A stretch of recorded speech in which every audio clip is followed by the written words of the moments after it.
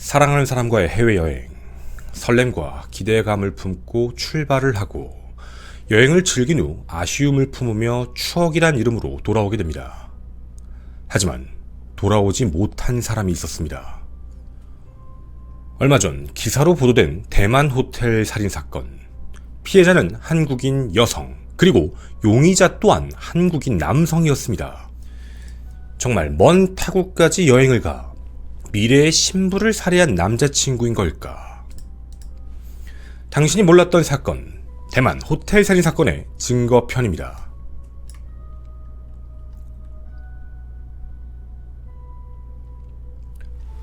네, 안녕하십니까, 김원입니다. 아마 언론을 통해서 이 내용에 대해 접해보신 분들이 많이 계실 거라고 생각이 듭니다. 먼저 정확하게 상황을 좀 규정 짓고 출발을 해야 될 것 같은데요. 일단 이 사건은 한국에서 발생된 게 아니라 대만에 있는 한 비즈니스 호텔 내에서 발생한 한국인 부부, 어떻게 보면 미래의 부부인데 한국인들 사이에 문제가 생긴 그 사건입니다. 한국에서 출국을 한 커플이 귀국을 하루 앞두고 나서 갑작스럽게 자신의 여자친구가 숨을 거뒀다라는 내용의 신고 전화가 다급히 걸려왔죠. 그 신고 내용부터 한번 시작해보도록 하겠습니다. 2023년 4월 24일 오후 1시 30분경 대만 남부 대도시 가오슝시 첸징구 소재의 한 비즈니스 호텔 카운터에 다급한 전화가 걸려옵니다. 한 남성이 지금 자신과 함께 있는 투숙객이 숨을 쉬지 않는다, 빨리 구급대 좀 불러달라라는 다급한 요청이었죠. 그렇게 현장에 도착한 구급대. 피해자는 이미 어떠한 상황, 생존 신호도 있지 않았습니다. 동공은 확장 상태였고 호흡도 맥박도 아무것도 없는 사망한 상태였죠. 어떻게든 살려보겠다라는 생각으로 병원으로 이송을 시켰지만 결국 30분이 채 안 된 시각 오후 2시경 그렇게 사망 선고를 판정받게 됩니다. 이 상황을 어떻게 이해해봐야 될까요? 이곳은 호텔입니다. 어디에든 CCTV가 분명 달려있는 공간이죠. 단 한 군데만 제외하고요. 객실 내부입니다. 그 객실 내부에는 남자친구와 여자친구만 있다가 갑작스럽게 여자친구가 목숨을 잃은 상황이었죠. 당연히 남자친구에게 물어볼 수밖에 없는 상황입니다. 남자친구 김씨는 자신의 여자친구 31세 이씨가 어떻게 다쳤는지 모른다라고만 이야기합니다. 그냥 자고 일어났더니 숨을 쉬지 않고 있었고 그게 너무 놀라서 신고를 한 것뿐이다 라고 이야기를 했죠. 현장에 출동했던 경찰들은 방 내부에서 몸싸움의 흔적 같은 특이점을 아예 찾질 못했습니다. 그럼 한 가지만 조금 특이하다라고 볼 수 있었는데요. 육안상으로 봤을 때 31세 여성 이씨의 머리 쪽이 심하게 좀 깨져 있다라는 느낌이었죠. 아마도 누군가에게 맞았거나 혹은 자신의 실수로 넘어지면서 벽에 부딪혔을 가능성을 배제할 수가 없었습니다. 하나는 타살, 하나는 사고일 가능성이었죠. 특히 피해자가 누워있던 공간 자체가 화장실 앞쪽이었기 때문에 남자친구는 기억이 나지 않는다, 자고 일어났는데 그냥 화장실 앞에 있었다라는 내용으로 화장실에 가다가 실수로 혹시 쓰러진 게 아닐까의 가능성을 배제할 수 없었습니다. 특히 사망한 객실 내 안에서 머리를 그 정도까지 충격을 줄 만한 둔기 같은 걸 발견하지 못했습니다. 찾을 수 있었던 건 딱 하나. 조금 묻어있는 혈흔 2점 정도였다. 그걸 제외하고는 아무것도 없었죠. 그리고 당시 이 둘 사이에 어떤 일이 있었는지 보여주는 대목도 있었는데요. 술자리로 추정할 수 있는 그 술과 음식들이 그곳에서 발견됩니다. 이미 많이 먹어버린 과일 맥주 캔들과 그리고 고량주 병, 각종 음식들 같은 게 그대로 놓여 있었죠. 좀 이상합니다. 만약 이들 사이에 어떤 문제가 있었다, 몸싸움이 있었다라고 이야기를 한다면 현장이 엄청나게 지저분해야 되는 게 맞습니다. 하지만 어떠한 흔적도 없었지요.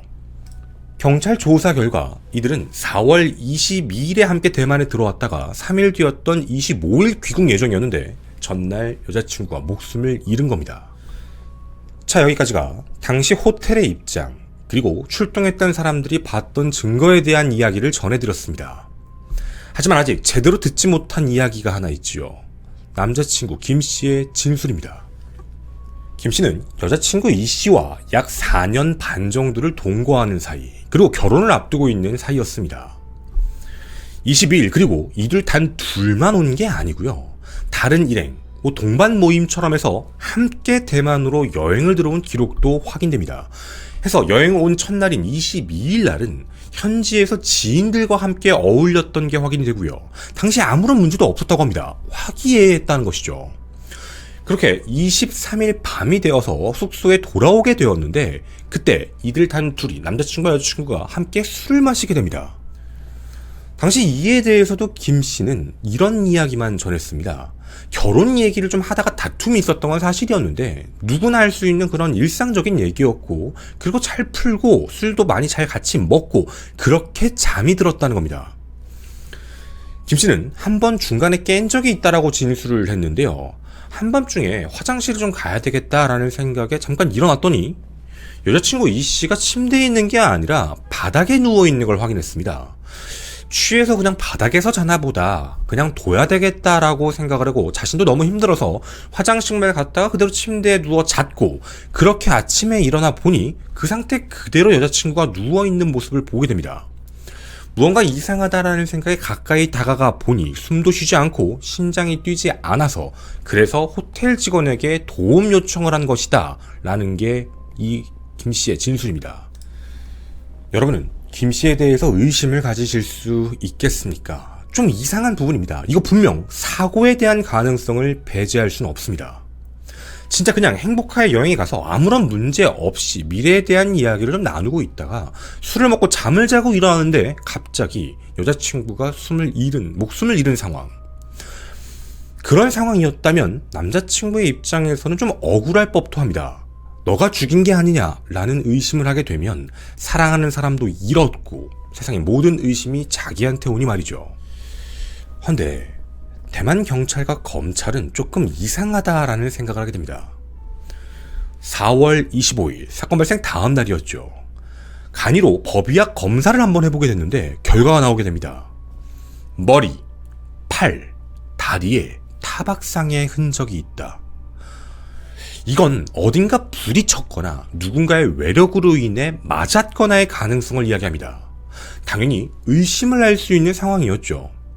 하지만 이에 대해 김 씨는 내가 그런 게 아니라 같이 여행을 다니면서 술에 취해서 왔다 갔다 하다 부딪힌 거지 자기는 때린 적이 없다라고 이야기를 합니다. 물론 그럴 수도 있습니다. 함께 놀다 보면 이것저것 부딪힐 수도 있죠. 그렇게 4월 27일 법약검사 재검이 이루어지게 됩니다. 근데 그때 직접적인 사인이 하나 확인됩니다. 바로 굉장히 확실한 두부 외상 흔적. 정확히 표현하면 왼쪽 뒷머리 쪽이 함몰돼 있고 두개골 내에는 출혈상 그리고 오른손이 타박상이 있는 걸 봤을 때 방어에 대한 흔적과 그리고 누군가에 대한 공격으로 뒤쪽 머리가 아예 으깨졌다라고 얘기합니다. 이 정도의 상처는 둔기 형태로 맞았거나 혹은 짧은 거리에서 벽으로 밀어서 부딪히며 생긴 것이다 라고 판단합니다. 법의학자는 절대로 사람이 걷다가 미끄러져 넘어지면서 부딪혔을 때 바닥이던 벽이던 이런 모양이 나올 가능성은 단언컨대 없다라는 결론을 내립니다. 자, 그럼 분명 이상한 정황이 확인된 겁니다. 두개골 함몰 자체에 대한 수준이 그냥 넘어지는 정도가 아니라 무언가 둔기에 의해 맞았을 때만 가능하다는 것이죠. 그런데 문제가 있습니다. 범행 현장엔 둔기가 없었습니다. 그러면 혹시 범인으로 의심되는 김 씨가 피해자 이 씨의 머리를 바닥에다 계속 내리 찍은 게 아닐까라는 의심점도 들 수 있습니다. 하지만 뒤쪽 상처는 그런 모습이 전혀 아니었습니다. 분명 무언가 뭉툭한 형태의 둔기로 맞아 들어간 상처였죠. 벽에 부딪혀서는 나올 수 없는 그런 상처라는 겁니다. 그럼 머릿속에 이런 생각이 듭니다. 김 씨가 증거인멸을 한 게 아닐까. 사실 대만 검찰도 이 부분을 가장 중요하게 생각했습니다. 당시 CCTV를 모두 돌려본 결과 이 씨와 김 씨가 호텔로 들어오는 그 시간부터 그 객실로 들어가는 사람은 단 한 명도 없습니다. 그럼 그 안에서 사건이 발생했다라고 가정하면 김 씨만 가능하다라는 걸 결론 지을 수 있죠. 근데 김 씨가 이 안에서 쓸만한 둔기가 그런 게 보여지지 않는 겁니다. 망치 같은 흔적인데 그런 게 집 안에서 절대 발견되지 않았다. 그럼 혹시 집 안에서, 이 호텔 안에서 외부로 무언가를 이동시킨 정황이 있지 않을까라는 의구점이었죠. 그때 하나가 있었습니다. 바로 캐리어입니다. 이 캐리어는 김 씨의 캐리어가 아니라 숨진 이 씨의 캐리어입니다. 이 캐리어를 왜 바깥으로 가져간 걸까? 이것에 대한 이유도 있었습니다. 이 캐리어의 종착지는 홀로 인천국제공항이었습니다. 자, 이 이유에 대해선 잠시 후에 한 번 더 얘기해 보기로 하죠. 대만 검찰은 분명 이 안에 범행 도구가 들어있을 것이다라고 확신합니다. 그런데요, 결론을 먼저 말씀드리겠습니다. 이 안에선 범행 도구가 없었습니다. 이상합니다. 분명 망치 형태의 자상이 남아있는데, 그걸로 목숨을 잃었는데 그 둔기가 어디에서도 보이지 않는다. 그럼 또 한 가지의 방법이 있습니다. 호텔 객실 내에서 외부 창문으로 던진 게 아닐까. 하지만 그런 둔기를 밑으로 떨어뜨렸다면 분명 누군가가 목격했을 가능성이나 소리나 충격 같은 게 컸을 겁니다. 그리고 이 호텔 자체가 일반적으로 있는 호텔이 아니라 비즈니스 호텔로 도시 중심부에 있는 곳입니다. 만약 그걸 떨어뜨리게 되면 당연히 지나가는 행인이 맞을 수 있거나 누군가에게 노출될 확률이 매우 높았죠.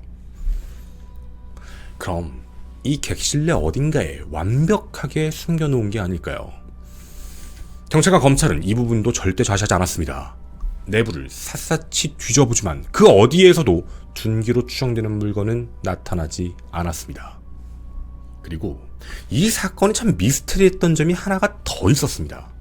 원래 망치 같은 둔기 같은 걸 만약에 공격을 하게 되면 굉장히 많은 혈액이 외부로 쏟아져 나오게 됩니다. 찢어지는 상처가 나올 수 있다는 것이죠. 하지만 그 정도 충격인데 찢어지는 상처가 아예 없었습니다. 이건 망치 같은 걸 천으로 둘러서 때렸을 가능성을 얘기할 수 있었죠. 그렇게 둔기를 찾을 수가 없었습니다. 하지만 분명 법의학자의 부검 결과에서는 목과 머리 부분에 외상이 있기 때문에 이건 타살이다라는 확신성의 이야기를 전했습니다. 이거 하나만 보고 일단 검찰은 김 씨를 긴급 체포합니다. 김 씨는 억울하다고 이야기를 합니다. 분명 자기는 아무것도 하지 않았고 정황상 봤을 때 이 씨가 어디 부딪혔는지 모르지만 스스로 넘어져서 생긴 상처지 자기가 한 건 절대로 아니다. 억울함을 계속 고소하지요. 그렇게 살인 혐의로 김 씨를 긴급 체포한 검찰은 조사 자체를 주 타이페이 한국 대표부 영사직원 입회하에 함께 진행을 합니다. 그때도 김 씨는 동일하게 얘기합니다. 억울하다. 난 진짜 아니다라는 입장이었죠. 그렇게 대만 검찰은 구속영장 청구를 하게 됩니다. 헌데 관할 법원은 이런 말을 남깁니다. 기각. 정확히 표현하면 구속수사를 해야 될 명분이 명확하지가 않다라는 겁니다. 첫째, 사건 당시 현장 및 증거를 이미 제대로 보존하고 있다. 그리고 이미 김 씨가 국적 자체가 한국인, 외국인 신분이기 때문에 수사 보강을 해서 더 확실한 증거를 가지고 와라. 자칫 잘못하면 외교적인 문제가 발생될 수도 있죠. 검찰은 그렇게 구금 요청에 대한 이야기를 하게 됩니다. 이렇게 지방법원은 보석금 10만 대만 달러로 하나 약 430만 원 정도를 지불하고 나가라라고 판결합니다. 그렇게 불구속 상태가 되는 것이죠. 물론 여기에 대한 제한 조건은 있었습니다. 앞으로 출국은 8개월간 금지가 되고 거주지 또한 제한되며 친구의 집에 살 수도 없다. 매주 월요일 정오 이전에 진펀 파출소에 와서 신고를 하고 조사를 받아라 라는 명령을 내리게 됩니다. 얼마 전이었습니다. 그는 그렇게 5월 7일 날짜로 보석으로 풀리게 되었죠.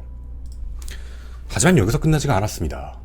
검찰은 수사 보강을 하면서 이상한 정황을 하나 포착하게 됩니다. 앞서 말씀드린 그 CCTV에 대한 문제였죠. 사건 발생, 자신의 여자친구가 자신과 있는 객실에서 목숨을 잃은 그 다음 날입니다. 25일, 그가 부랴부랴 한 캐리어를 챙겨 바깥으로 나가 자신과 함께 온 일행 중 한 명에게 가방을 전합니다. 그리고 그걸 전해달라. 바로 인천국제공항으로 보내는 걸 도와달라고 합니다. 도대체 이 캐리어에는 뭐가 들어있었던 걸까요? 분명 살해를 하고 난 뒤 증거인멸에 대한 자료가 있을 것이다라고 대만 검찰은 확신합니다. 그리고 그를 살해 유력 용의자로 지목했던 가장 큰 이유였죠. 아무리 생각해봐도 짐을 보내야 될 이유가 전혀 없었던 겁니다. 여러분 상식적으로 납득이 되시나요? 사랑하는 사람이 목숨을 잃고 자신에 대한 진술이 들어가는 상황에서 짐을 먼저 국제공항으로 보내버린다라는 것. 이 사실을 알게 된 대만 검찰은 바로 한국에 요청을 하게 됩니다. 해서 인천공항에서 용의자인 김 씨의 친형이 이 가방을 수취해 다시 대만으로 그대로 가져와 검찰로 넘기게 되죠. 그리고 그렇게 형은 변호사를 대동해서 함께 들어오게 됐고 그는 보석금을 내고 풀려날 수 있었던 겁니다. 그 사이에 무언가 열렸거나 물건이 사라졌거나에 대한 건 아예 없었습니다. 정확히 보냈을 때, 올 때는 동일한 상태였죠. 헌데 그 가방을 열었을 때 둔기가 없었습니다. 그냥 그 안에는 이 씨의 옷가지들 정도만 들어가 있었죠. 혈액이 묻었다든가 범행을 은폐한 증거라든가 그 어떤 것도 발견되지 않았습니다. 그냥 정말 옷만 보낸 겁니다. 정확히 표현하면 이 씨의 짐을 먼저 보낸 거죠. 이에 대해 김 씨는 억울함을 호소하며 이렇게 말을 했습니다. 캐리어를 내가 보낸 이유는 이미 내가 귀국 비행기표를 예매해 놓은 상황이었다. 맞습니다. 22일에 와서 25일에 가는 거였죠.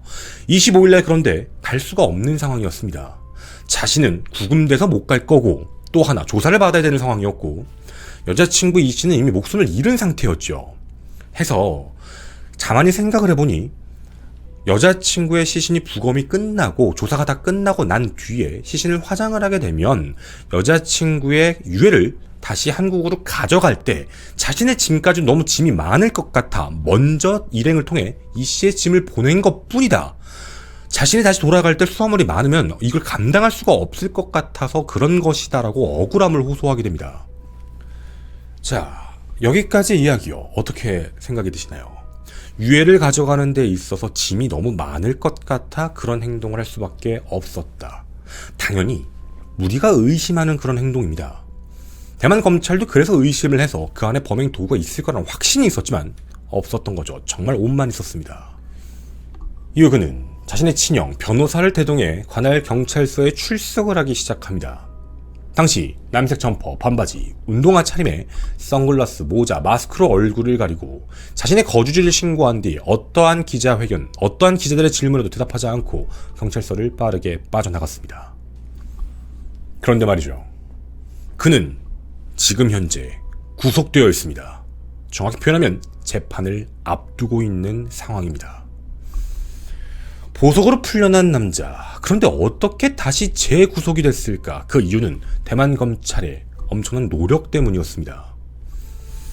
주변의 모든 상황들을 하나씩 조사를 해보기 시작했는데 4년여간 교제 그 기간 동안에도 사이가 좋았다라고 얘기했던 김씨. 하지만 현재 경찰이 피해자인 이 씨의 한국 친구들을 상대로 조사를 해봤더니 실제로 김 씨가 잦은 폭력을 행사해서 매우 고인이 힘들어했고 한 번은 폭력으로 인해 얼굴이 부어있고 멍들어 있는 사진을 보여준 적도 있다는 사실을 파악합니다. 이들 사이에는 뭔가 폭행이라는 부분이 반복적으로 있었다라는 정황이 확인됐죠. 또 하나, 여기는 비즈니스 호텔입니다. 방음이 생각보다 안 되는 공간이었죠. 피해자가 목숨을 잃기 전 주변 객실에서 이런 소리를 들었다고 합니다. 뭔가 꽝 거리는 엄청나게 큰 충격음 같은 게 들렸다는 것이죠. 자, 그럼 이제 한 가지는 확실합니다. 이 안에서 김 씨가 무언가 범행을 저질렀을 확률이 매우 높아졌습니다. 그리고 그 강력한 충격음이라는 건 둔기로 쳤을 확률이 가장 크다는 것이었죠. 그럼 그 둔기를 과연 찾은 걸까요? 대만 검찰은 뒤쪽 부분에 맞은 그 미스터리한 둔기의 상흔을 결국 찾아냈습니다. 혹시 현장에 무엇이 있었다라고 했는지 기억이 나십니까? 테이블에 다 먹은 맥주 캔, 고량주 한 병, 그리고 먹다만 닭고기 같은 음식들이 있었다. 바로 고량주병이었습니다. 고량주병은 굉장히 단단합니다. 속된력은 굉장히 튼튼한 상태죠. 이 둔기 끈 모양을 머리 부분의 상흔과 일치를 시켜봤더니 정확하게 오차 없이 일치하게 됩니다. 김 씨는 고량주병으로 피해자의 머리 부분을 내리 찍은 거였습니다. 결국 새로운 물증을 확인한 검찰. 가주인 직업은 두 번째 구속영장을 청구하게 됩니다. 그리고 그 영장은 증거가 확실했습니다. 그렇게 영장은 발부가 되죠. 전날 낮에 보석으로 풀려난 김 씨는 하루 만에 구속 수감이 되게 됩니다. 하지만 김 씨는 아직도 자신의 죄에 대한 부분을 인정하지 않고 있습니다. 억울하다라는 입장이지요. 하지만 범행 도구가 이미 발견된 만큼 분명 본인에겐 불리하게 작용이 될 상황입니다. 당시에 병을 집었던 지문도 명확하게 있을 것. 만약 지문이 지워져 있다면 닦았다라는 이야기가 되니 의심은 더 가중될 겁니다. 향후에 재판이 어떻게 진행이 될까요? 사실 한국인의 범죄입니다. 한국인 남자친구가 한국인 여성을 대만에서 살해한 사건이었죠. 원래는 범죄인 인도 협약에 따라 대한민국에서 처벌을 받게 하는 것이 맞지만 현재 한국과 대만은 범죄인 인도 조약이 되어 있지가 않습니다. 한국으로 신병 인도가 쉽지 않은 상황이죠. 대만의 입장에선 이 사건은 이미 대만에서 발생한 사건입니다. 따라서 대만 검찰이 기소를 했고 이 안에서 형량이 나올 예정이죠. 근데 현지 언론에선 이런 이야기를 하고 있습니다. 한국에선 일반 살인죄 형량 최하가 5년인데 반해 대만은 10년부터 시작하기 때문에 형량이 꽤 나올 수도 있다라는 입장이죠. 그리고 형량을 모두 복역하고 마치게 되면 한국으로 추방될 것이다 라고 이야기를 하고 있습니다. 만약 이 사건의 재판이 진행되게 된다면 어떻게 될까요? 일단 살인에 대한 부분에서 김 씨가 인정을 한다면 주장할 수 있는 건 크게 이겁니다. 술을 너무 많이 먹었다. 심신미약을 주장할 가능성이 높습니다. 기억이 나지 않는다라는 부분이죠. 하지만 현장을 청소했거나 현장을 치웠다라는 부분이 생긴다면 그건 받아들여지지 않을 겁니다. 두 번째, 자신은 우발적이다. 이걸 절대로 계획하고 한 것이 아니다라는 입장입니다. 물론 그럴 수 있습니다. 애초부터 한국에서 살해할 계획을 가지고 가서 살해했다라는 게 아니라 눈앞에 있는 병을 들고 공격을 했다라서 우발적 살인의 형량이 조금 더 낮게 나올 수도 있는 상황이죠. 자, 그가 만약 이런 이야기를 하게 된다면 대만에서 형량이 어느 정도로 나오게 될까요? 그리고 대한민국으로 추방되면 한국으로 돌아온다라는 사실 때문에 많은 네티즌 분들은 그냥 한국으로 보내지 말아달라. 그곳에서 그냥 영원히 복역할 수 있게 해달라는 이야기를 하고 있습니다. 만약 이런 부분들이 인정되게 된다면 유기징역이 나올 확률이 높은데요. 한국으로 추방이 된다면 한국에서 다시 처벌받을 수도 있습니다. 최과거 일본에서 발생했던 비슷한 사건이었죠. 인터넷 방송 BJ 살인 사건이라고 불렀던 그 사건도 이제 곧 출소를 하게 됩니다. 하지만 다시 한국에서 재판을 받을 수도 있습니다. 그 이유는 우리나라보다 형량이 너무 적게 나왔다라고 판단할 때 많이 하게 되는데요. 만약 우리나라에서 재판을 다시 받아서 형량이 나오게 되는데 예를 들면 대만에서는 형량이 10년으로 나와서 10년을 살고 추방을 받았다라는 전제 조건입니다. 근데 한국에서 다시 기소를 해 재판을 냈을 때 징역 20년형이 선고가 되면 앞서 받은 10년은 깎고 남은 10년을 대한민국에서 다시 징역형을 살아야 합니다. 우리가 이런 사건을 잊지 말아야 하는 이유입니다. 다시 한번 인터넷 BJ 살인 사건을 언급한 이유도 바로 이런 이유 때문입니다. 한국이 아니라 외국에서 발생한 살인 사건, 거기서 복역을 마치고 돌아왔을 때 우리의 관심이 없으면 그냥 그렇게 지나갈 수도 있습니다. 이 사건 끝까지 형량이 어떻게 나오는지까지 여러분과 함께 이야기를 하도록 하겠습니다. 최종 형량이 나온다면 만약 이 사건 결과, 재판 결과의 내용을 토대로 대한민국 법원이었다면 어느 정도의 형량을 줄지, 그리고 그 차이가 있다면 대한민국에서 기소할 가능성이 있는지까지 전해드리도록 하겠습니다. 저는 당신이 몰랐던 사건의 김원이었습니다. 감사합니다.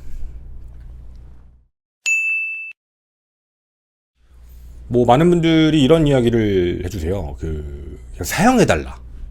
근데 대만이 사형이 있는 국가예요. 그러니까 집행도 하는 걸로 제가 알고 있거든요. 사형 집행도. 근데 지금 이 사건은 아마 그 사형까지 나오기가 좀 어렵지 않을까라는 이야기들이 좀 많더라고요. 왜냐면 사형 정도가 나오려면 진짜 잔혹하고 계획적이고 극악무도해야 돼요. 근데 지금 현재까지 알려진 바에 따르면 이제 약간 우발적인 내용들이 많이 나오기 때문에 이게 정말 사형 선고까지 갈까? 그리고 또 하나는 이게 사형 선고를 하기가 좀 애매해요. 정말 그 정도의 중범죄를 저질렀다 하더라도 한국인끼리의 문제고, 대만에서 발생했지만, 또 하나는 이게 이제 외교적인 문제가 생길 수도 있잖아요. 자칫 잘못하면. 뭐 예를 들면 한국인이 대만인을 살해했거나 이런 거면은 뭐 거기서 거기 하더라도 뭐 그럴 수 있는데, 한국인끼리의 문제다 보니까 실질적으로 뭐 사형 선고가 나오기도 어렵고 계획적이라고 한다 하더라고요. 근데 이게 만약에 사건이 계획적으로 일부러 그렇게 꾸민 거다라고 하면 얘가 좀 달라지겠죠. 그래도 아마 외교적으로 사형을 주기가 굉장히 불편할 수도 있다라는 내용들도 있어요. 그래서 요거는 뭐 어쨌든 더 지켜는 봐야 될 것 같은데, 현재 정황상으로 보면 그런 내용들이죠. 그리고 이런 이야기들도 많이 있었어요. 제가 인터넷 글들을 많이 봤는데, 뭐 보험 여부 확인해 봐야 되는 거 아니냐, 뭐 아니면 뭐 계획적인 살인 일부러 저지른 거 아니냐, 이런 이야기도 있고. 근데 뭐 정황상 보시면 아시겠지만 이런 거였었어요. 범죄인 인도 조약이 되어 있지 않다라는 문제로 뭐 살인을 저지르고 현장을 바로 이탈하고 도주해서 바로 귀국을 하고 뭐 이런 부분들도 아니었고, 지금 이 사람이 처음에 보였던 행동은 정말 자기는 몰랐고 신고를 하는 입장이다라는 걸로 처음에 출발을 했던 거예요. 그리고 이제 당연히 이제 범행 도구도 발견이 안 되니까 수사도 어려웠던 거고. 근데 되게 뜻밖의 현장에 있었던 거예요. 그 되게 우연히 이제 알게 된 거였대요. 범행 도구가 너무 안 나오니까 너무 이상해서 모양을 보면 분명히 뭔가 각도 있고 뭐 뭔가 좀 특이하게 둥근 형태인 것 같긴 한데, 이게 도대체 뭔 범행 도구에서 리스트업들을 다 찾아봤다고요. 범행 도구에 대한 거, 이런 모양의 도구가 있는지. 근데 이게 범행 도구에 대한 걸 찾으러 이게 근데 진짜 인진 맞는지는 모르겠어.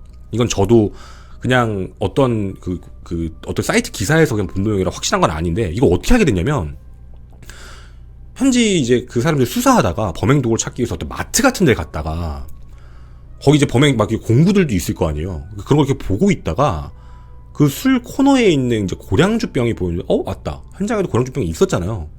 근데 고량주병 그 뒷부분을 보는 순간 라는 생각이 들었대요. 자기들이 생각했던 그 모양의 각도랑 비슷한 것 같은데라고 해서 연락을 해본 거예요. 근데 그거를 체크를 해봤는데 그게 진짜 정확히 일치한 거예요. 그러니까 고량주병으로 공격을 했을 거라고 처음에 상상도 못했던 거야.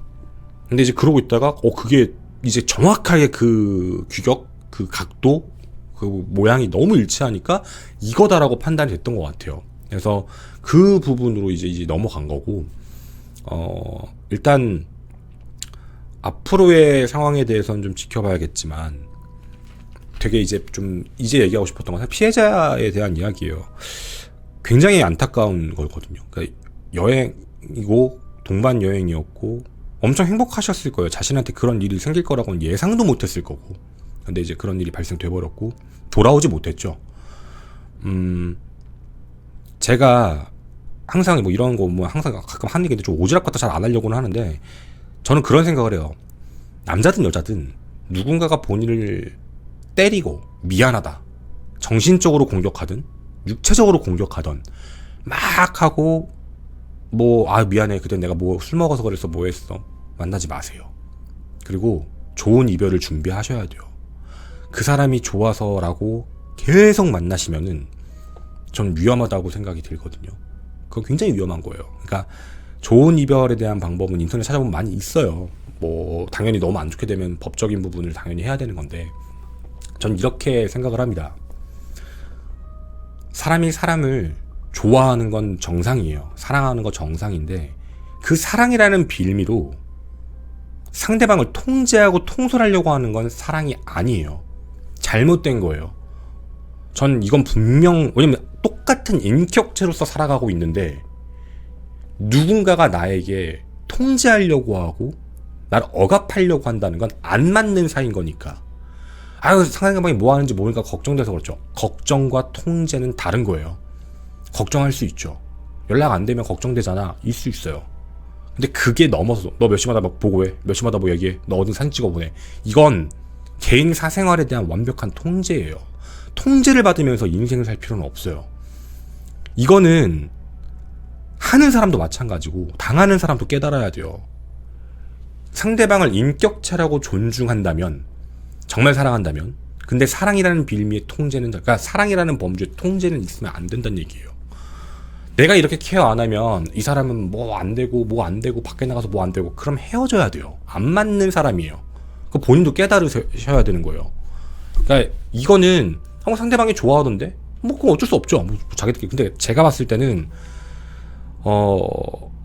항상, 그러니까 범죄와 관련해서 제가 이거 뒷이야기에 좀 길게 붙이는 이유기도 한데, 가끔씩 저한테도 이제 그 연락이 오는 그런 게 있어요. 자기가 살인, 미수, 폭행, 상해 이런 걸로 징역형을 살다 나왔다라는 걸로 해서 뭐 이렇게 인터뷰하면 저도 가끔 하는데, 대부분 그런 사람들이 공통적으로 하는 얘기가 있어요.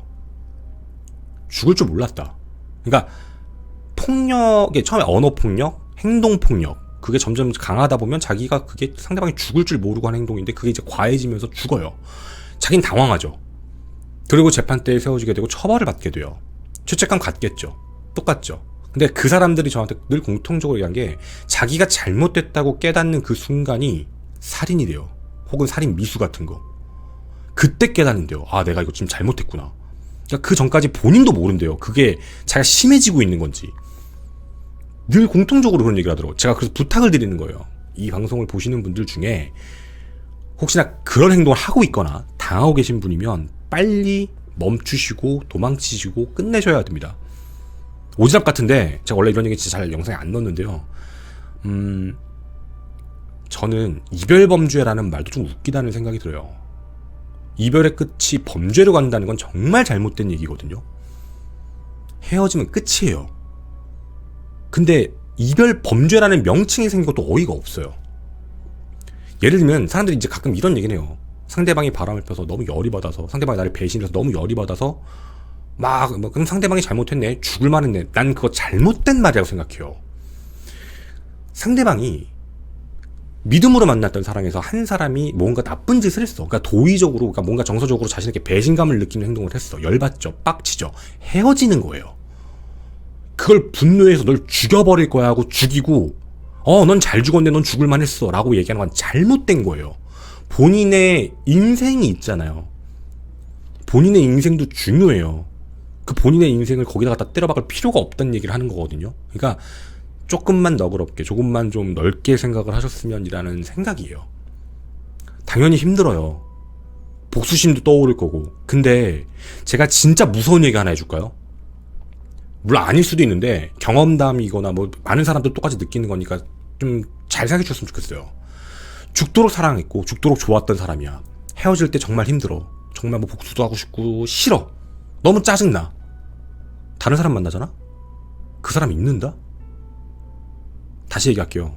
헤어지면 둘 다한테 얘기하는 거예요. 그 사람을 잊게 할 새로운 사람이 나타날 거예요. 그 사람 만나세요.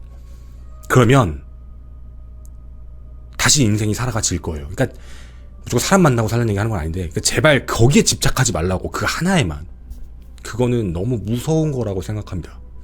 돌이켜 생각해보면 내가 그렇게 죽도록 사랑했던 사람인데 헤어진 너무 아팠는데, 내가 지금 잘 열심히 살고 있고 내가 지금 좋은 사람을 만나고 있고 괜찮게 가고 있잖아요. 전혀 생각 안 나요. 그냥 옛날에 그랬지 정도예요. 그리고 그런 게 있어요. 힘든 거에 대한 부분은 인간은 누구나 다 느껴야 될 감정이잖아요. 어떻게 행복만 하겠냐는 거예요. 사람은 희노애락을 다 느끼고 살다 보니까 슬픔에 대한 감정도 당연히 가져야 돼요. 그리고 그 슬픔도 컨트롤할 수 있는 능력을 가져야 된다는 얘기예요. 미래를 위해서 하는 얘기야. 나 지금 슬프다고 컨트롤 안 되고 그냥 완전 돌아버리고 이렇게 돼버리면 모든 게 망가져요. 뭐 살인을 얘기하는 게 아니라 제 개인의 삶이 망가지는 부분에 대한 것도, 그걸 컨트롤하는 연습과 어릴 때보단 나이를 먹으면서 성숙해질 수 있는 게 맞는 것 같아요. 반복적인 일이니까. 근데 그게 어린 나이에 특히나 너무 감정적으로 움직이는 애들이 많아요. 학폭도 마찬가지예요. 요즘 제가 이런 얘기를 자꾸 왜 하냐면, 사실 좀 제가 이제 들은 얘기가 있어서 그래요. 요즘에 어린 아이들 사이에, 그러니까 이제 뭐 중고등학생들이겠지.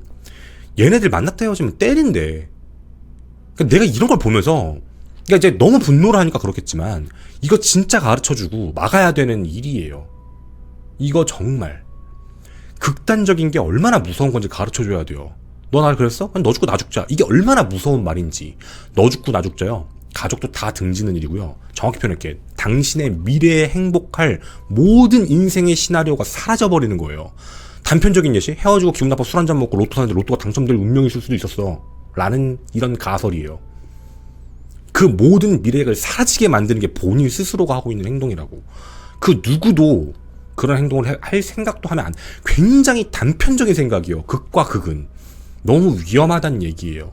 그러니까 아니면 헤어지고 뭐 대화로 풀 수 있으면 풀고 폭력이 수반되다 보면 점차적으로 강도는 세져요. 그러다 보면 진짜 본인도 모르는 사이에 어떤 법적 제재를 당할지도 몰라요. 그럼 본인의 인생은 망가지죠. 그러니까 그런 일이 없길 바라는 마음이고 제가 그 들은 얘기 때문에 이런 부분들은 좀 안 그랬으면 이라는 생각입니다.